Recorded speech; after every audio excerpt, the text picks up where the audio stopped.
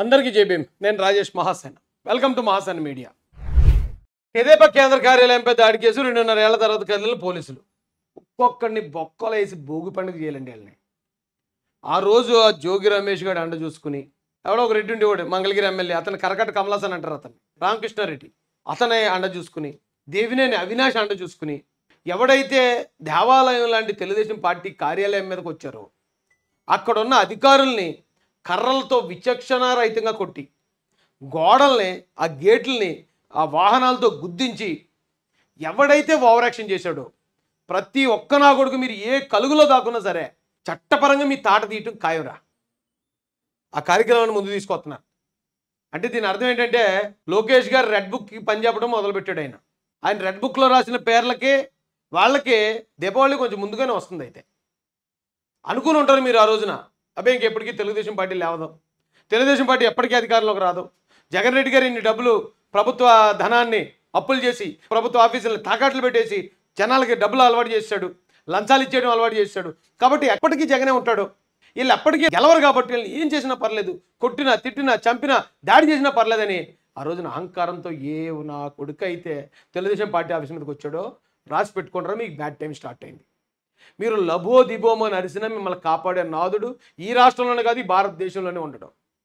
మీరు వేరే ఏ పనైనా చేసి ఉండొచ్చు మిమ్మల్ని క్షమించడానికి, కానీ పార్టీ ఆఫీసు మీద దాడికి వచ్చిన మాత్రం ఏ ఒక్కడో క్షమార్హుడు కాదు, వాడికి క్షమాపేక్ష కూడా లేదు. ఇప్పుడు మిమ్మల్ని కొట్టే కొట్టుడు అంటే చట్టపరంగా, రేపొద్దున ఎవడైనా ఏ పార్టీ మీదైనా అధికార మతంతో పార్టీ ఆఫీసుల మీదకి వెళ్ళాలంటే ఒక్కొక్కడికి పడిపోద్ది. చూడండి, ఆ స్థాయి పరిణామాలు ఉంటాయి. అన్నీ పక్కగా తెలుగుదేశం పార్టీ కార్యాలయం అంటే అది పకడ్బందీగా సెక్యూరిటీ ఉన్న కార్యాలయం అని తెలుసు, అది సీసీటీవీ సర్వేలెన్స్లో ఉంటుందని తెలుసు. మనం వెళ్ళి అక్కడ దాడి చేస్తూ ఉంటే మన ఫోటోలన్నీ క్లియర్గా సినిమాలో రికార్డ్ అయిపోతాయని తెలుసు.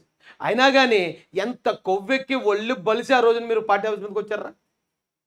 అలాంటి మిమ్మల్ని తొక్కిపెట్టి నారదీస్తూ ఉంటే ఈ రోజున ఆనందించడానికి తెలుగుదేశం పార్టీ కార్యకర్తలు 40-50 లక్షల మంది కార్యకర్తలు వెయిట్ చేస్తూ ఉన్నారు. మీరు ఆ రోజున మాకు జరిగిన అవమానానికి ఈరోజు ఖచ్చితంగా ప్రాయశ్చిత్తం జరిగి తీరాలని. ఇప్పుడు లబోదిబోమని అరిసిన మిమ్మల్ని మీ జగన్ రెడ్డి కాదు కదా, అసలు ఎవరూ కాపాడలేరు మిమ్మల్ని. వైఎస్ రాజశేఖర రెడ్డి గారే మళ్ళీ తిరిగి వచ్చినా కూడా పార్టీ కార్యాలయం మీద దాడి చేసిన ఏ ఒక్క నా కొడుకుని వదిలిపెట్టేది అయితే ఉండదు. వైకాపా విధ్వంసం ఘటనలో ఎట్టకేలకు దర్యాప్తు మొదలైంది. తెదేపా కేంద్ర కార్యాలయంపై వైకాపా మోకల దాడి ఘటనలో 2.5 ఏళ్ల తర్వాత పోలీసులు కదిలారు. నాటి వైకాపా ప్రభుత్వ పెద్దల ఒత్తిళ్లతో తలొగ్గి హింసాకాండపై ఎన్నాళ్ళు కనీసం చర్యలు తీసుకొని పోలీసులు రాష్ట్రంలో కొత్త ప్రభుత్వం ఏర్పడటంతో ఆ కేసు దర్యాప్తును మళ్లీ మొదలుపెట్టారు. మంగళగిరి గ్రామీణ పోలీసులు సోమవారం తెదేపా కార్యాలయానికి వెళ్లారు. నాటి దాడి ఘటనకు సంబంధించి సీసీ కెమెరాల్లో రికార్డ్ అయిన దృశ్యాలను పరిశీలించారు. దాడిలో పాల్గొన్న వ్యక్తుల చిత్రాలను సేకరించారు. కొంతమంది ఎవరనేది గుర్తించారు, మరికొంతమంది వివరాలు సేకరిస్తున్నారు. ప్రత్యక్ష సాక్షులుగా ఉన్న కార్యాలయ సిబ్బంది నుంచి వాంగ్మూలాలు నమోదు చేశారు. వారి సెల్ ఫోన్లో అప్పుడు రికార్డ్ చేసిన దృశ్యాలను కూడా తీసుకున్నారు. అప్పట్లో తేలికపాటి సెక్షన్ల కింద ఒకే ఒక కేసు నమోదు చేశారు. ఈ వివరాలన్నింటినీ తాజాగా మంగళగిరి గ్రామీణ పోలీసులు నమోదు చేసుకున్నారు. సోమవారం ఉదయం నుంచి రాత్రి వరకు ఈ ప్రక్రియ అంతా కొనసాగింది. ఒక్క నిందితుడిని గుర్తించలేదు, అరెస్టులు ఊసేయలేదు. ఎందుకంటే ఎందుకు గుర్తిస్తారండి?